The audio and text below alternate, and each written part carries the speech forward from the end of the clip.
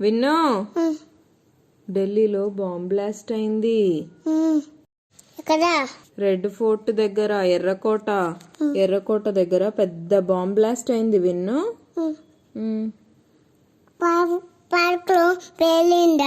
Park లో కాదు, park లో అని విన్నవా? పార్క్ లో కాదు, పార్కింగ్ అంటే వెహికల్స్ అన్ని పెడతారు కదా, కార్లు బైక్లు అవన్నీ పెడతారుగా, అక్కడ బాంబు పేలింది. కార్లన్నీ మంటలు వచ్చినాయి. 8 మంది చచ్చిపోయారు. విన్ను, ఎందుక? బాంబు పేలిందిగా మంటలకి.